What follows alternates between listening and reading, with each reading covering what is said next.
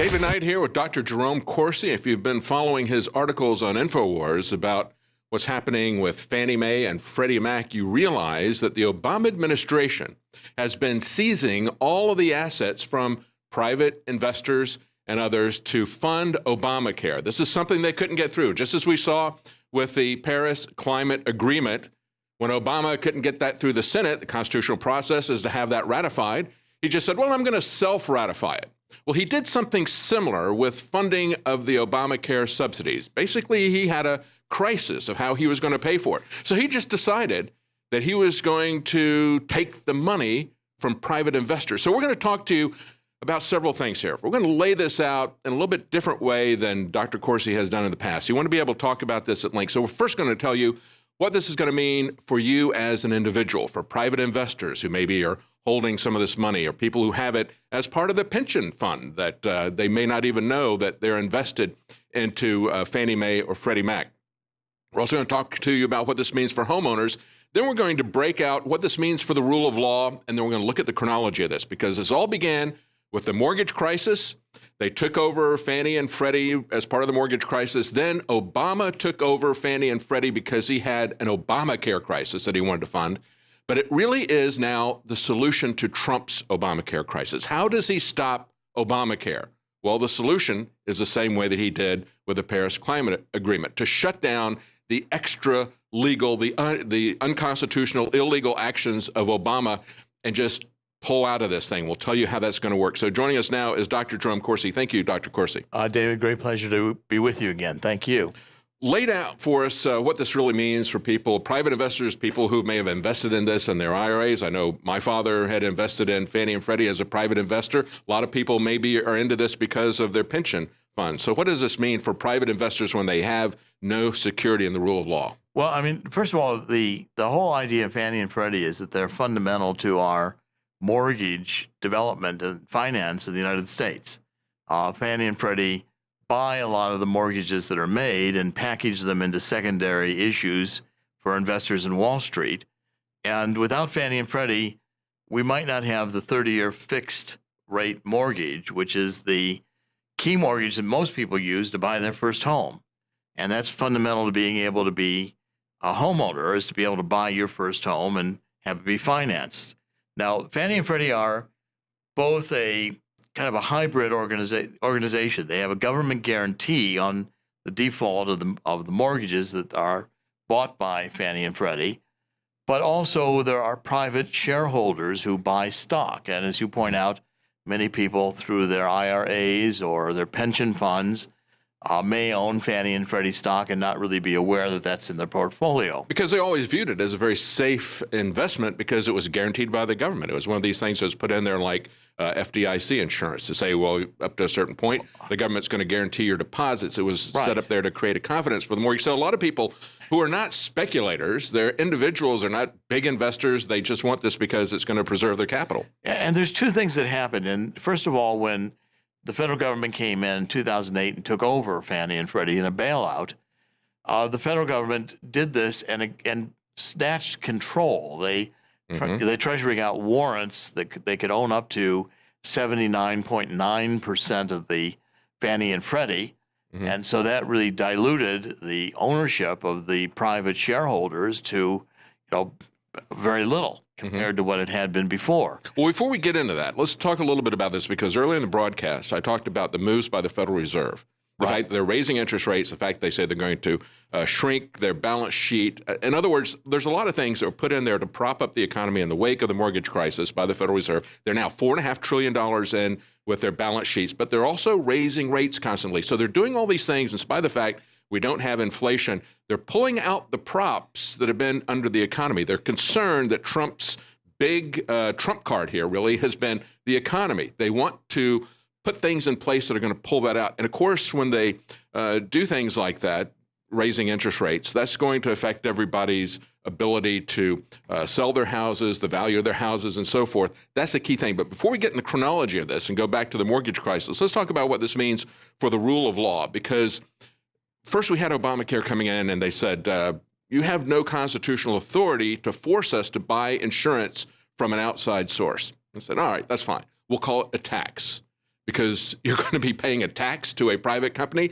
that's still a load of nonsense. And then on top of that, they found that Congress was not going to fund it. And so then Obama said, no, we'll just take it from these people. So that's the flow of where this is going. Let's go back now to the mortgage crisis and tell people about what happened with the conservatorship. You had just started to get into that. In 2008, what had happened was largely the Democrats, through the beginning with the Community Redevelopment Act in 1977, had been forcing banks to write subprime loans, which are underperforming loans. And this got out of control, so that they were doing mortgage-backed securities that were packed with subprime loans. The whole thing collapsed. Right. Okay. And we had people that were government officials, essentially making a lot of money off of Fannie and Freddie at the top by repackaging these. They were getting a big payout in terms of bonuses. So you had the people at the top really did get involved in some crooked dealings, just like we had the people at the top who were collateralizing these loans. But it was the investors who were buying it that were being deceived. And so they were the ones who were kind of left holding the bag and really are getting that bag stolen from them right now at this point. So what was the agreement? A couple things.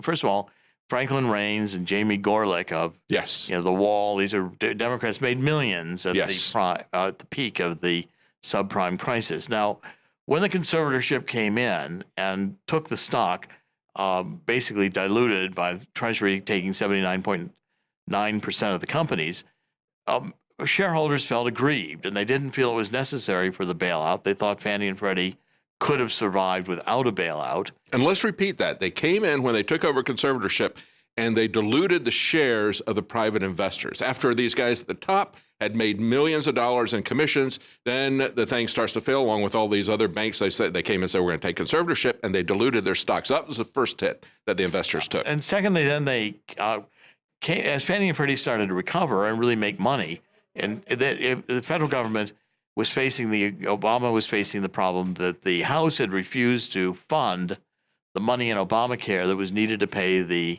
insurance subsidies. These are the insurance for low-income people, and Obama had no way to pay that legally or constitutionally.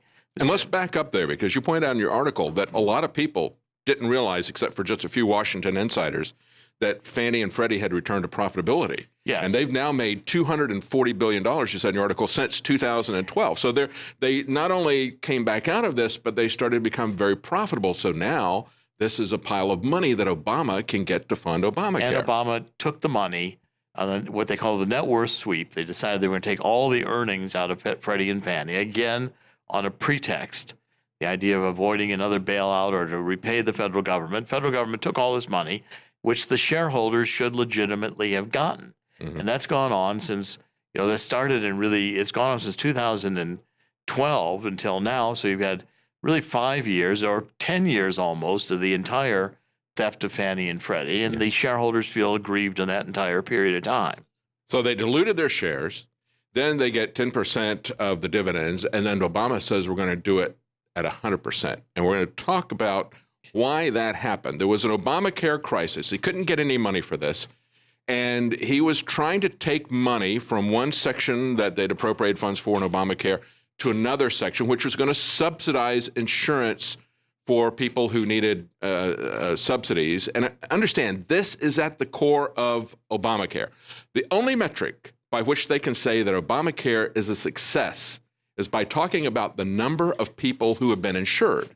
Because when we look at our insurance rates, those of us who are paying for our own insurance with a gun held to our heads are seeing Obamacare raising our insurance premiums by over 100% in many states. So that is not a metric that they can stick with. We're going to tell you how this happened. We're going to tell you what can be done by Trump to undo this illegal kleptocracy that we've got here called Obamacare. All right, Dr. Corsi, so we've got an Obamacare crisis. They don't have the money to transfer these funds over to subsidize insurance. And that is the key thing that they wanted to do, to say, hey, look, we've provided insurance for millions of people who didn't have it before.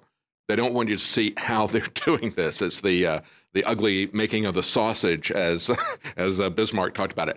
So what happens is we've got Health and Human Services Secretary Burwell tries to divert funds from one section of Obamacare to a different section of Obamacare that was not funded by Congress, and the House of Representatives sues. We have the case House of Representatives versus Burwell.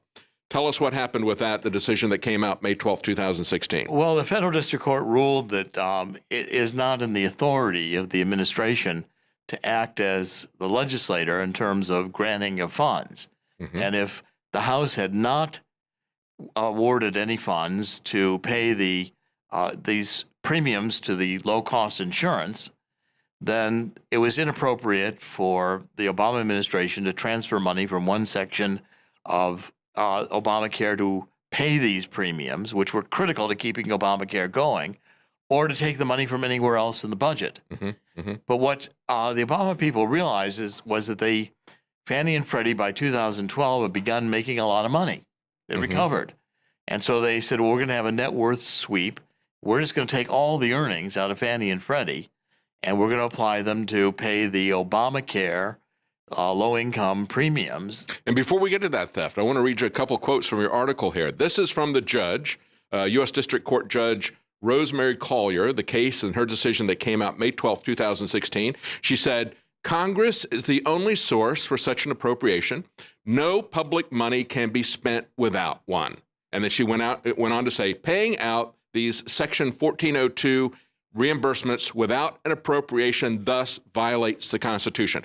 So what Barack Obama did was he violated the Constitution by stealing money from another area that Congress had not appropriated money for. Congress spends the money, and they spend it for specific things. He didn't like the way they were doing it, so they just went somewhere else, totally unrelated, Fannie and Freddie, and stole it with what they call a net asset sweep. I love the euphemisms that the federal government uses. Obama was particularly great in these. But you know what I'll point out too, we only found this, I found it and documented it with the help of one of the accountants who was involved in the beginning in the Fannie Freddie controversy, and going through the balance sheet of the Treasury and looking at the line items into which they took money from Fannie and Freddie and put it into line items where it could then go into Obamacare. That's right. And we tracked it out, and we really, I think, nailed it because it's irrefutable that you could see the transactions. It was very deceptive the way they did it. They put it in there and they listed, they said, we've got liabilities coming up, as the Congressional Budget Office put this out there. And so we got liabilities coming up, and we got liabilities of health care subsidies. We got liabilities of Fannie and Freddie.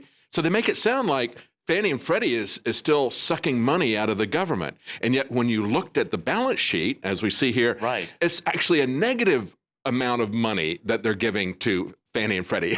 So in other words, they're taking money. They're not giving money to Fannie and Freddie. They're taking it because it's a negative number. Right. And remember, this is money that could have been paid to shareholders. This was being stolen from the mom and pops, as well as the hedge funds and others who own the institutional funds that owned Fannie and Freddie stock. Instead of paying the dividends, which were legitimately and in corporate law needed to be paid, the Obama administration said, we're just not going to do that. We're going to steal the money, and we're going to apply it to Obamacare, where we were not given the appropriation by Congress. And the court appropriately said that Obama was violating the Constitution and deciding his own funding outside of the rules. So they ignore the law, they ignore the Constitution, they ignore the judge's decision, they steal the money from the investors, then they report that it's going to be a subsidy to Fannie and Freddie, but when you look at the balance sheet, it's a negative number. I mean, the deception, the levels of deception here are just epic. Okay, so you report this, and then Fox News, Maria Bartiromo, has an interview with Steve Mnuchin May 1st, and she asks him about this because there's a lot of talk, obviously, as you would imagine, of investors whose money was stolen on Twitter talking about this. And she said there's a Twitter conversation going on, and it's been going on for some time about how President Obama needed money for Obamacare, and that he took it from Fannie and Freddie. Is that true? She asked Steve Mnuchin, Treasury Secretary. He says, it is true. He said the Obama administration, used the profits of Fannie and Freddie to pay for other parts of government while they kept taxpayers at risk. That's precisely the issue. He admitted it. So now we have the Treasury Secretary confirming what you found, the story that you broke back in February. And what he means by that, what Mnuchin meant was that, that the money that was being stolen from Fannie and Freddie should have been used to retain capital in Fannie and Freddie in case they had losses. So that's putting the taxpayer at risk, because if the money's not there, they have to get another bailout. And secondly, it's stealing the money from the shareholders who should have been given dividends when Fannie and Freddie had turned profitable again. Violating the law, violating the Constitution, lying in the budget. And stealing from pensioners and stealing from many people, mom and pop. These are average people who own these shares and had a legitimate right under corporate law to have their dividends paid when there were profits and money was being dispersed from Fannie and Freddie. The Obama administration had no authority under the Constitution or anywhere else to steal this money on a net worth sweep and use it to pay ObamaCare or whatever else they used it for. Mm-hmm. No more authorization to do that than Obama had authorization to self-ratify the Paris Climate Agreement. He had no authority to do that. We have a process where the Senate ratifies it. We have a process for funding the government where the House of Representatives does that. He doesn't care what the Constitution says. He does this, he lies about it, he steals, and he breaks the law. So what's the solution now to the Obamacare crisis that Donald Trump has? And it's a very simple solution, isn't it, Dr. Corsi? In fact, I've been writing about it extensively, that, first of all, it's just like the Paris Accord, the Climate Accord. You're right. It was never ratified by the Senate. It's not a treaty. Donald Trump just said, I'm not doing it.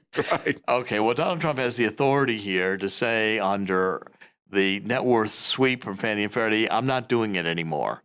And so, therefore, there's no money to pay for the insurance subsidies under Obamacare. And how does he do that? Because there's a court case. Going back to this court case, this decision that came from the U.S. District Judge, the Obama Justice Department appealed that decision. So it's still tied up in the courts, but they could finalize that decision how? Well, if President Trump decides we're just not going to appeal the case. Exactly. So just drop it. Say, drop the case. We're not going to fight it. And the U.S. District Court has said, here's what the Constitution says.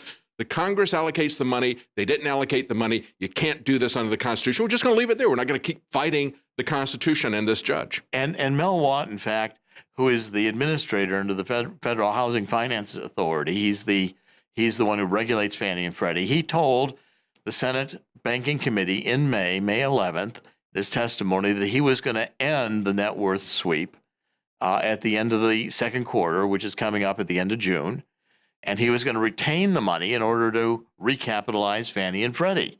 Now, that effectively takes the money away that could be diverted into paying these insurance premiums. And what Congress needs to realize, and what the president needs to realize, is that money has never been appropriated, and it should have never been spent since 2012. Obamacare should have collapsed years ago. Yes. Except for this theft. And the whole thing is fraudulent. And I keep going back to, I want to make sure everybody understands that the money was also stolen from average people who invested in Fannie and Freddie in good faith. That's right. And we're looking for that return legitimately as dividends, shareholder increases in value, and often their retirement funds depended upon this. Yeah, very much so. It's exactly the type of investment that people will look for an retirement fund. As you pointed out, people will look at this and say, hey, this is home mortgages. It's guaranteed by the government. Yeah, that's where I want to put my retirement funds because I want to preserve capital. So it's been a very important part of that. So that's the key. And that's one of the key solutions to this problem of Obamacare. It's been unconstitutional from the very beginning. It was based on fraud. It was based on violating the Constitution, deception, and stealing from individual investors. And now there's some solutions, and I've been writing about the solutions. The solutions are going to be corporate finance solutions. Now, the problem is that the only way the shareholders are really going to get restitution is in the courts, and that's going to be very difficult. But I encourage the shareholders to continue the battle in the courts. They could win. That's right. And there are precedents for them to win. But the point is, there's a plan with this MOLIS plan, which is a Wall Street plan, which would allow Fannie and Freddie to recapitalize, the government to cash out its shares. And by 2020, the shares are projected to be as high as $13 a share. Now, if that happens, the shareholders will win, not as much as they should have won, but at least it will keep Fannie and Freddie alive as a plan to go forward to preserve home ownership for the middle class. And that's what I'm fighting for now, is to keep Fannie and Freddie alive, because senators like Senator Corker want the big banks to control this market. Yes. And we have to understand that's very important. Just as we saw with the Paris Climate Treaty, there was There were individuals that were Republicans, individuals in the White House who wanted to keep this thing going. And so it's important to understand there's very powerful people within the establishment Republican Party who want to keep this thing going. And the globalists, the people who want to have all Americans be renters and not to be able to own anything. Yes. And so that's really what we're fighting. We're fighting not only for the values for the shareholders, which is going to have to be fought in the courts, but we're fighting to keep Fannie and Freddie alive so we preserve middle-class home ownership and the ability to build net worth with homes in the middle class for retirement. And we're fighting for the rule of law. We're fighting for the Constitution. We're fighting to keep this type of fraud. This is just fraud and theft from individuals. It's not stealing it from one part of the government and giving it to the other part of the government. They're stealing it from individuals. They're deceptively reporting this. They're flagrantly violating the law, violating court orders from judges and so forth. So this is a very important issue here on a number of different levels. Very important research that you've done, Dr. Corsi. Thank you for your reporting on this, and we hope that this information gets to the Trump administration. He has the tools to do the right thing and shut down the fraud, expose the fraud of Obama and ObamaCare. For Infowars.com, I'm David Knight with Dr. Jerome Corsi. Thank you. Thank you.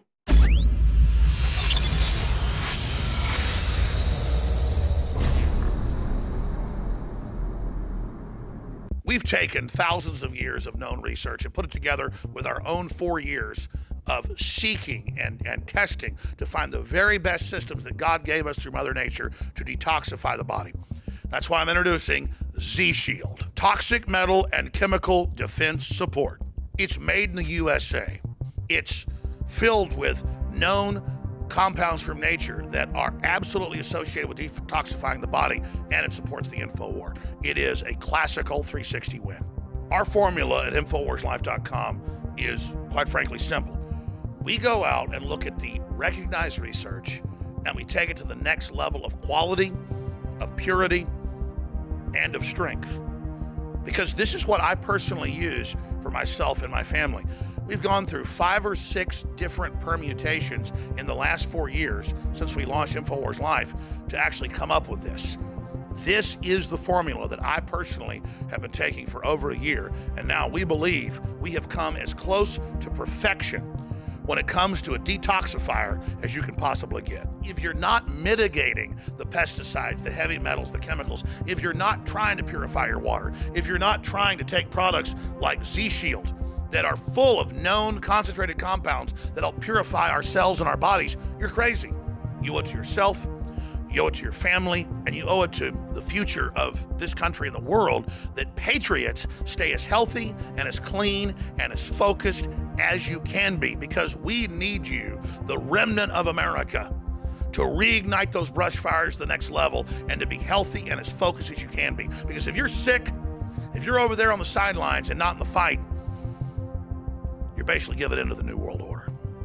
Thanks to your support and your prayers, together, we're changing the world. Now it's time to change our bodies with Z-Shield at InfoWarsLife.com.